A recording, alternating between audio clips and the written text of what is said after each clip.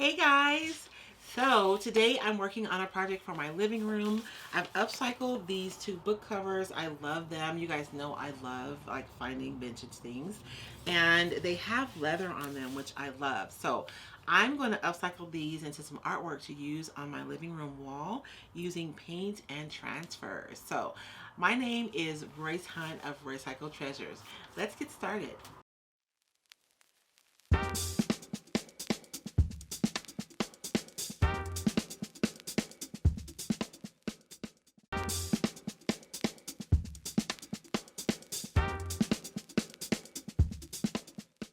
Today I'll be using Wise Owl's black chalk synthesis paint to paint this project, but I love these leather bits and I want to keep them, so I'm just going to tape them up. You guys, I'm a little afraid that the tape is going to pull up my leather, so I'm going to make my low tack tape kind of even less tacky by putting it on my arm and pulling it off a couple of times. So now that I have everything all taped off, you guys, I'm going to go ahead and just put a quick coat of the Wise Owl Black Chalk Synthesis paint. I'm just spritzing it a little bit so my paint will move a lot better or faster.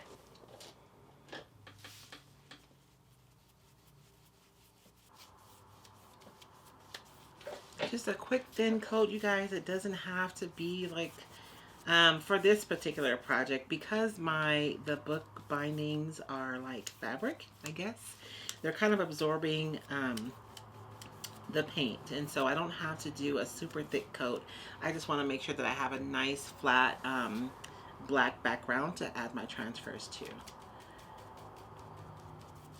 So now that these are dry, you guys, I'm going to add some 1 hour enamel specifically. I love using 1 hour enamel in conjunction with my transfers because the transfers love it. I have a lot of like my animal specimens on my wall that I've made myself, my DIY animal specimens, but I don't have any plant specimens. So that's what these pieces are going to be. It's kind of a DIY plant specimen.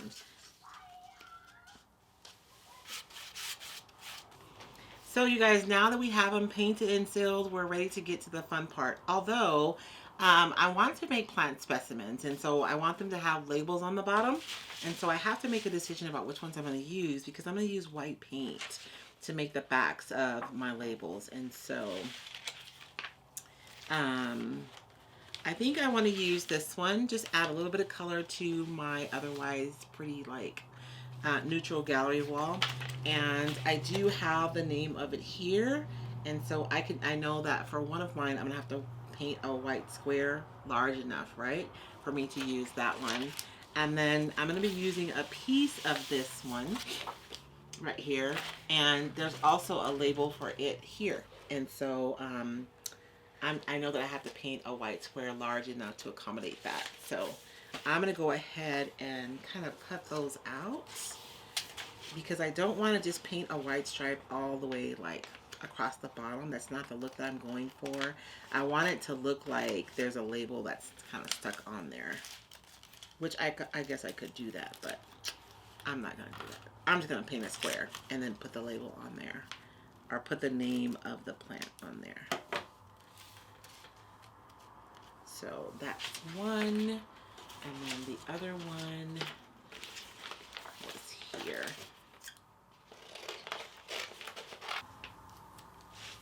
And so I want to paint just little squares that are going to be just large enough to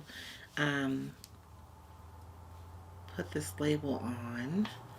And so I'm going to cheat. I'm just kind of mark it with my brush, how wide and how tall it needs to be. And then that way I can go back in and put them on there.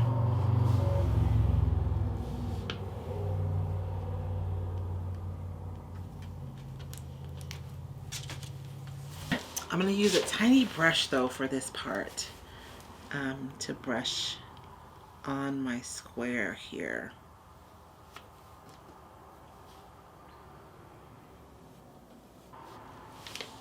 And I'm really okay with my squares being imperfect. I think they really lend to the idea of this being like a personal collection for someone at home. and not like a scientific collection that you would see in a museum.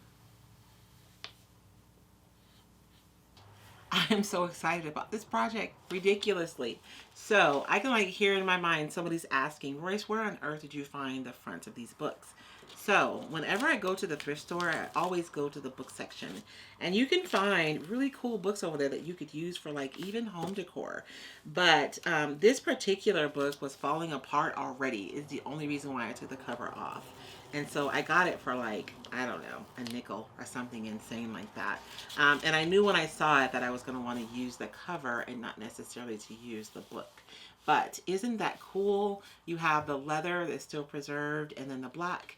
And then I have this area here where I can put my label of my plant specimen. Maybe I should have been a scientist. I don't know. So now I'm asking myself the question, like, should I put the label on top and hold it like this? Or should I put the label on the bottom like this? I almost feel like it goes on the top for some reason. Maybe I'll do one and one. That's what I'll do. So one label I'll put on the top and one I'll put on the bottom. And that will be fine. So we have already sealed the black. I am going to seal the white also because we're going to be using transfers over the whites. And so I'm just going to seal those really quickly. Actually, you know what? I'm going to seal the whole thing.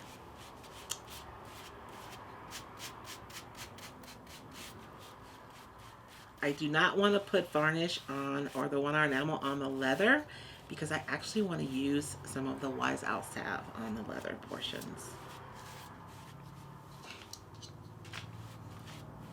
Sometimes when you're sealing, like if I had gone over and just sealed the white portions, to me, you would be able to see that I just went over and sealed the white portions. So when I'm sealing a portion of a design or a project, I will generally just put a whole nother of sealer over the whole thing. It just makes it look more unified. And so let's let that dry and then we'll come back and we'll add our transfers.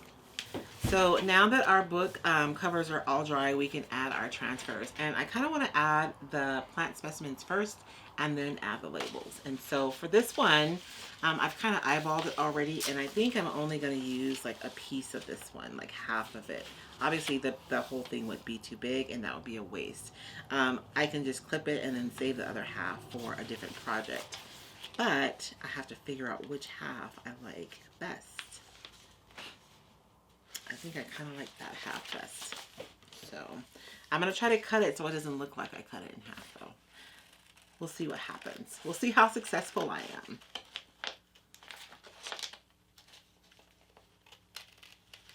So first I'm going to have to make a decision about which part I want to use where. I positioned this the way that I want, and I'm going to have a little bit lost, but I think it's going to be okay to have it be a little bit off edge. It's going to look cool. So now that I've made up my mind what I'm going to do, I can transfer this. And of course I want to leave room for my label to be seen clearly, and I want to waste as little bit of my transfer as possible. It's a bit of a dance.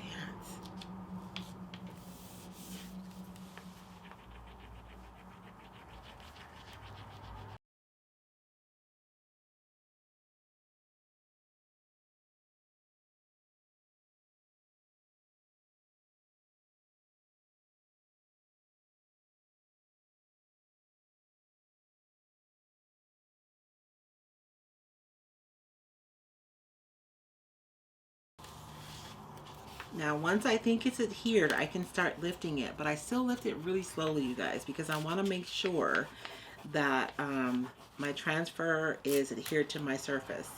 If I pick it up a little bit and it's not adhered, I can just set it right back down and burnish it more.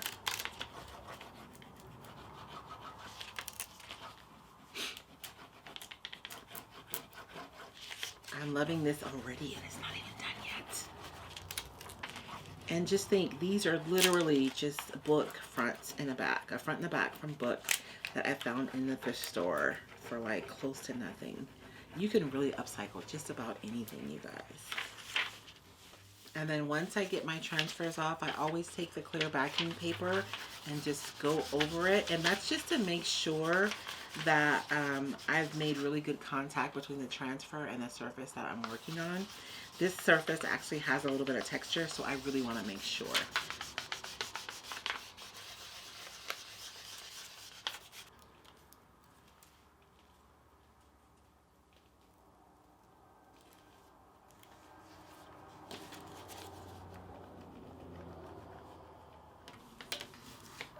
I love it!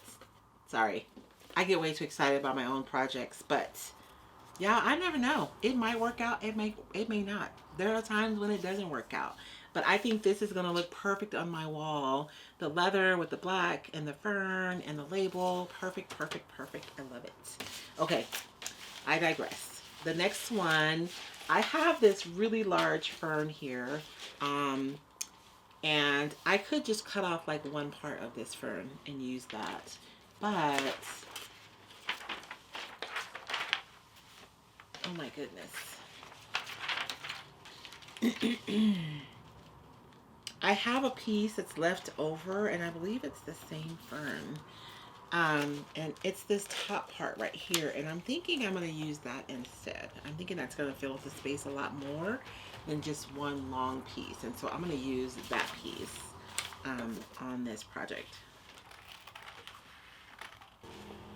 I see a lot of people who use their transfers and they only use them over lighter colors, but the transfers do a beautiful job of standing up on their own when used for projects like these where you have a dark background.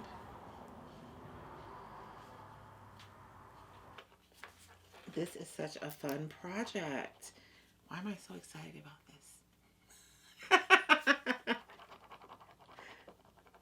Now I want to go out and find more books with leather on them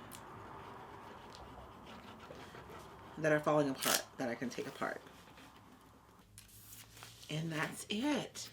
These are so much fun. Now, if your aesthetic is different, right? Maybe you don't like dark colors and you don't like ferns. You can use light colors and flowers to make yours.